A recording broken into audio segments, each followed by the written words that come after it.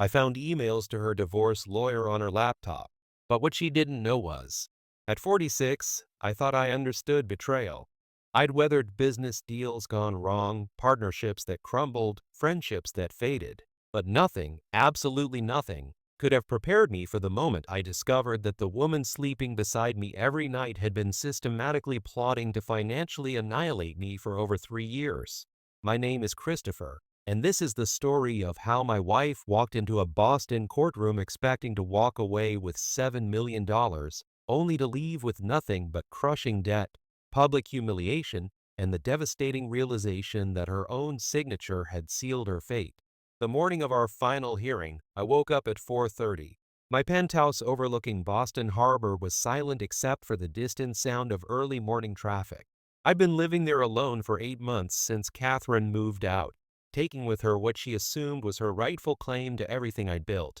I made coffee in the kitchen we'd renovated together just 2 years earlier, Italian marble countertops she'd insisted on, top-of-the-line appliances she'd never actually used. Every surface reminded me of money spent, trust given, and a future I'd believed in that turned out to be nothing more than an elaborately constructed illusion. I arrived at the courthouse an hour early. My attorney, Marcus, met me in the lobby. He was one of the best family law attorneys in Massachusetts, and even he looked tense.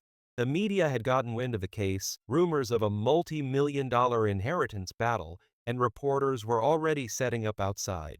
Marcus placed a hand on my shoulder and said what he'd been saying for weeks. "Christopher, she's going to come at you with everything. Her legal team is aggressive. They're going to paint you as a wealthy executive who's trying to hoard assets while she's left with nothing. Are you absolutely certain you're ready for this?" I looked him straight in the eye and said, "I've never been more ready for anything in my life." When Catherine walked into that courtroom, every head turned. She'd always known how to command a room. It was one of the first things that drew me to her 9 years ago. She wore an emerald green designer dress, Valentino if I remembered correctly, one I'd purchased for her during our anniversary trip to Milan.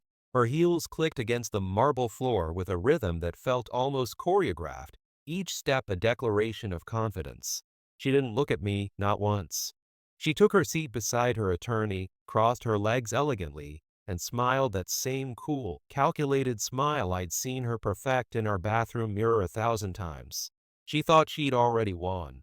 In her mind, this hearing was just a formality before she collected her prize. The courtroom filled quickly.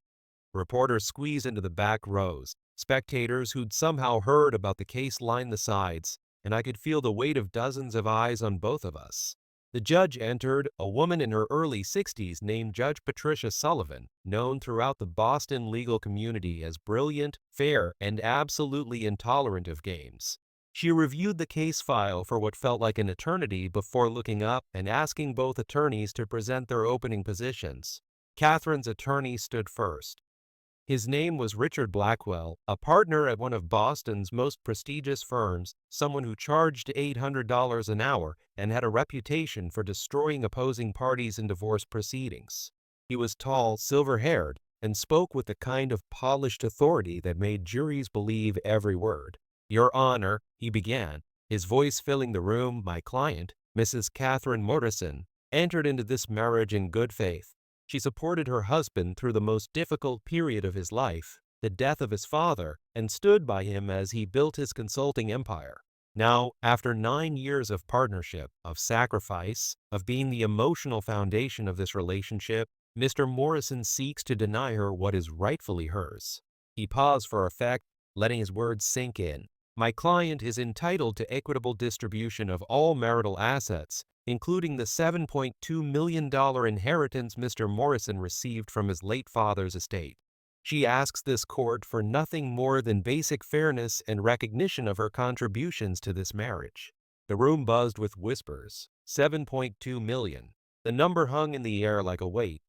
I watched Catherine's face, and for just a moment, I saw it, that flicker of satisfaction, the barely suppressed joy of someone who thinks they're about to become independently wealthy. She'd been waiting for this moment, rehearsing her victim narrative, perfecting her performance. What she didn't know, what neither she nor her expensive attorney knew, was that her entire case was about to collapse. Let me take you back to where this nightmare really began. 9 years ago, I was 37, running a management consulting firm I'd built from nothing, working 70-hour weeks, and still grieving my father who'd passed away 6 months earlier. I met Catherine at a fundraising gala for Boston Children's Hospital. She was magnetic, confident in a way that felt effortless, and she seemed genuinely interested in me, not just the money or the status, but in who I was as a person. Or at least, that's what I wanted to believe. Our courtship was intense. She'd show up at my office with dinner when I was working late, plan weekend getaways to Newport and the Berkshires, listen to me talk about my father for hours without seeming bored. Within 8 months, I asked her to marry me at a restaurant overlooking Boston Common, and she said yes before I'd even finished the question. I thought I'd found my partner, my equal, someone who understood the pressures of my world and wanted to build a life together. But my attorney, even back then it was Marcus, pushed for a prenuptial agreement. Christopher, he'd said over lunch at his firm, I know you're in love. I know this feels different. But you're about to marry someone you've known for less than a year, and you're bringing significant assets into this marriage. A prenup isn't about distrust, it's about clarity. It's about making sure that if anything ever goes wrong, there's no ambiguity about what belongs to whom. I remember feeling uncomfortable, worried that asking Catherine to sign a prenup would suggest I didn't believe in us, that I was already planning for our failure. When I brought it up to her, we were in our apartment in Back Bay, sitting on the couch with wedding magazines spread across the coffee table. I was nervous, stumbling over my words, trying to frame it as gently as possible. She looked up from the magazine she was reading, and I braced myself for hurt feelings, for an argument, for some sign that I'd offended her. Instead, she laughed. Christopher, of course. I completely understand. I'm marrying you because I love you, not because of your bank account.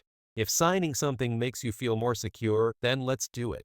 Her response was so casual, so immediate, that I felt a wave of relief wash over me. I thought her willingness to sign proved that my instincts about her were correct, that she really was different from the gold diggers Marcus always warned me about. We met with Marcus 2 weeks later. He drafted a comprehensive prenuptial agreement that clearly stated all premarital assets would remain separate property. Any inheritance received by either party would be considered separate property, and in the event of divorce, there would be no spousal support unless the marriage lasted more than 15 years. Catherine sat beside me in Marcus's conference room, reading through the document while Marcus explained each clause.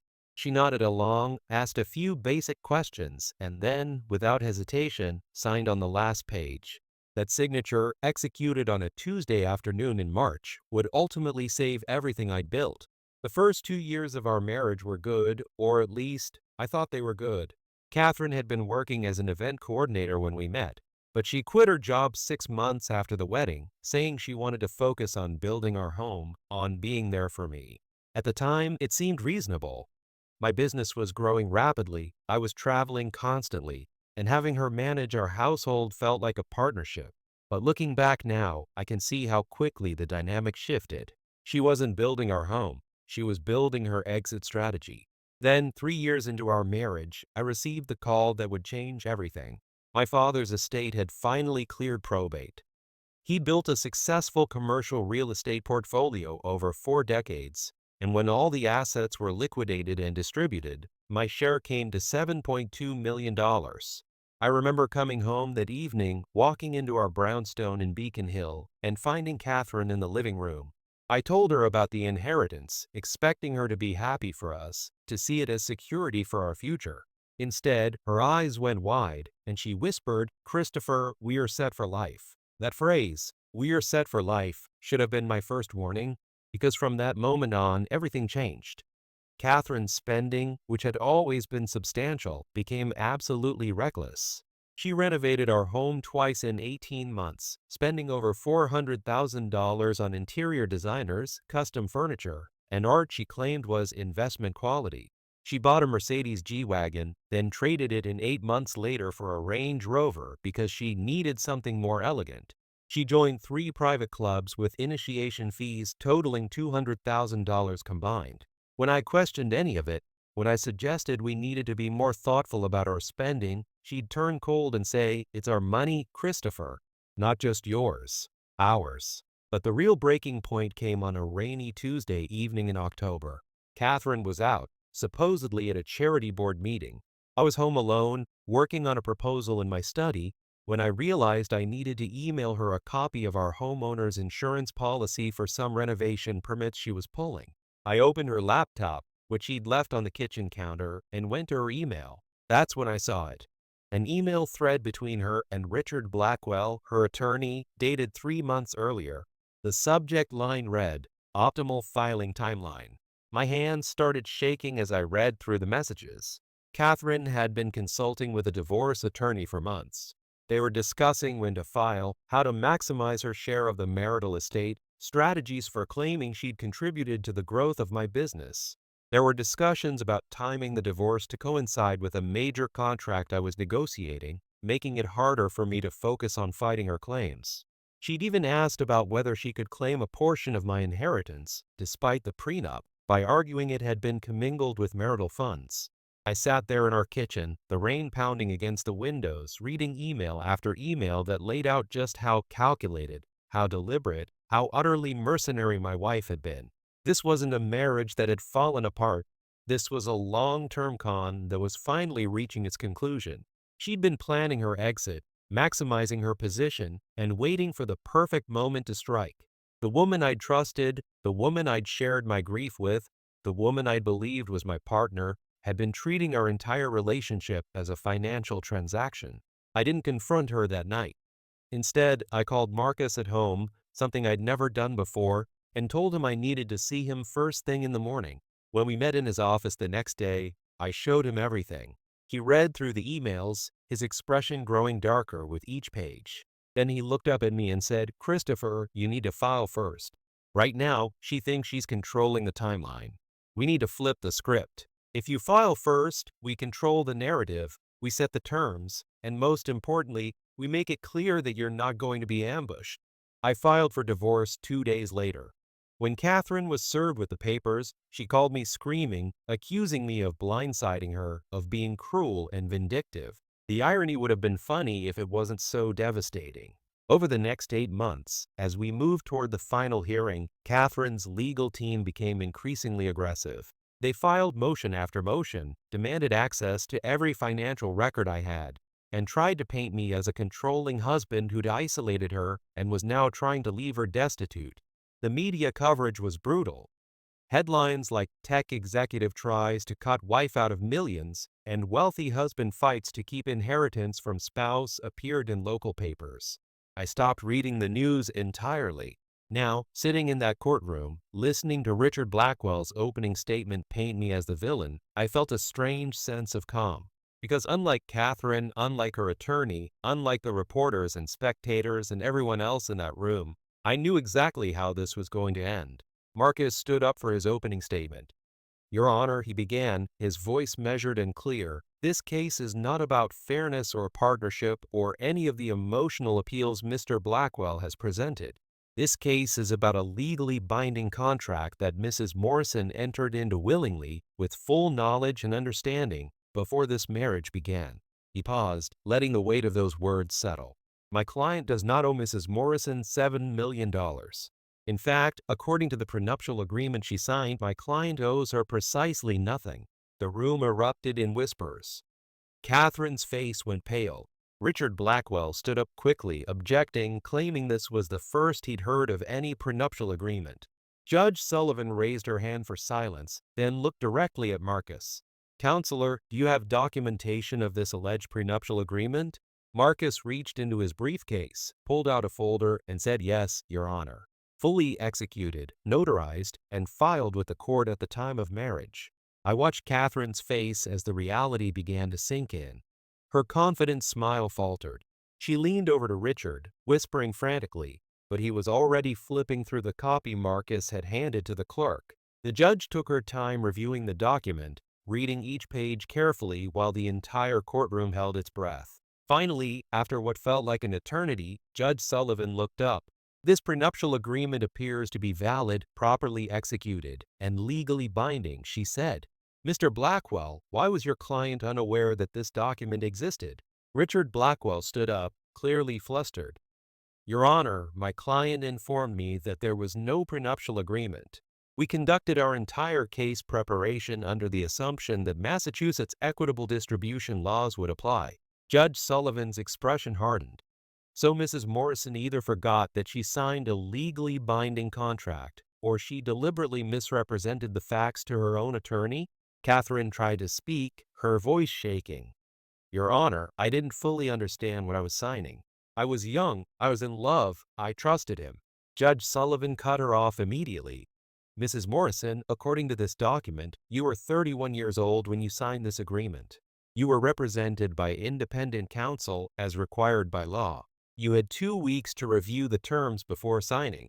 Are you now asking this court to believe that you signed a legal contract without reading it, and that this court should disregard it because you claim you didn't understand what you were doing?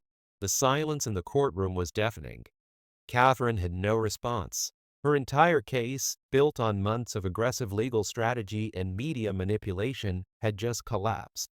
Marcus presented additional evidence showing that Catherine had accumulated over $300,000 in personal debt during our marriage, credit cards and personal loans in her name alone, used to fund her lifestyle. He demonstrated that far from contributing to my business, Catherine had actively drained our marital resources while I continued to support her completely. Judge Sullivan reviewed all the evidence, then delivered her ruling. Mrs. Morrison, based on the prenuptial agreement you executed prior to this marriage, you're entitled to no portion of Mr. Morrison's premarital assets, no portion of his inheritance, and no ongoing spousal support. Furthermore, you are solely responsible for the debts you accumulated during the marriage in your name. This case is dismissed. The courtroom exploded. Reporters rushed for the exits to file their stories. Catherine sat frozen, her face ashen, as the reality of her situation crashed over her. She'd walked into that courtroom expecting to leave as a multimillionaire. Instead, she was leaving with nothing but massive debt, a ruined reputation, and the knowledge that her own calculated planning had destroyed her. As I walked out of that courthouse into the bright Boston afternoon, Marcus beside me fielding questions from reporters, I felt something I hadn't felt in years. Freedom. Not just financial freedom, though keeping my father's legacy intact mattered deeply to me, but emotional freedom. Freedom from someone who'd seen me as nothing more than a bank account. Freedom from a relationship built on lies and manipulation. Freedom to rebuild my life with clarity about who I could trust and why.